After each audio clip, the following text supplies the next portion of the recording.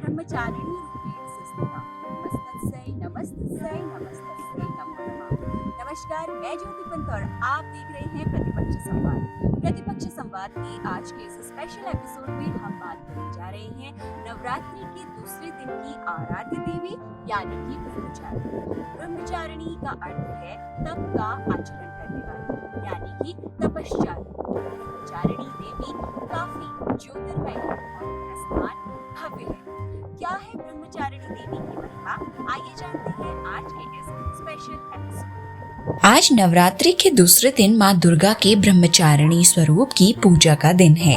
ब्रह्म का अर्थ तपस्या से है। माँ का ये रूप अपने भक्तों और सिद्धों को अनंत फल देने वाला है। इनकी उपासना से तप, त्याग, वैराग्य, सदाचार और संयम की वृद्धि होती है। शास्त्रों में ब्रह्मचारिणी का अर्थ तप की चारिणी यानी कि तप का आचरण करने वाली बताया गया है। मान्यता है कि पूर्व जन्म में इस देवी ने हिमालय के घर पुत्री रूप में जन्म लिया था और नारद जी से उपदेश में भगवान शंकर को पति रूप में प्राप्त करने के लिए घोर तपस्या की। इस कठिन तपस्या के कारण इन्हें तपश्चारिणी अर्थात ब्रह्मचारिणी नाम से अभिहित किया गया।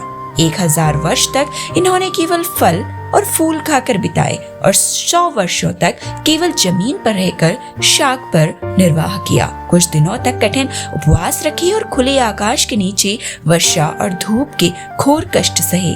3000 वर्षों तक टूटे हुए बिल्व पत्र खाए और भगवान शंकर की आराधना करती रही।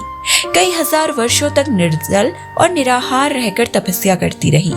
पत्तों को खाना छोड़ देने के कारण ही इनका नाम अपर्णा भी पड़ा। कठिन तपस्या के कारण देवी का शरीर एकदम क्षीण हो गया। देवता, ऋषि, सिद्धगण, मुनि सभी ने ब्रह्मचारिणी की तपस्या को अभूतपूर्व पुण्य कृत्य बताया, सराहना की और कहा, हे देवी, आज तक किसी ने इस तरह की कठोर तपस्या नहीं की। यह तुम्ही से संभव थी। तुम्हारी मनोकामना परिपूर्ण होगी और भगवान चंद्रमौली शिव जी तुम्हें पति रूप में प्राप्त होंगे। अब तपस्या छोड़कर घर लौट आओ, जल्द ही तुम्हारे पिता तुम्हें बुलाने आ रहे हैं। ऐसा कहकर माँ ब्रह्मचारिणी का विवाह भगवान शंकर से हुआ।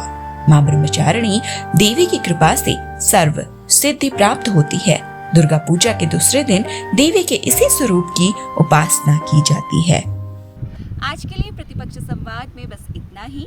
कल फिर हाजिर होते हैं नवरात्र की तीसरी देवी की कहानी को लेकर। तब तक के लिए मैं ज्योति पंत आपसे इजाजत चाहती हूँ। धन्यवाद।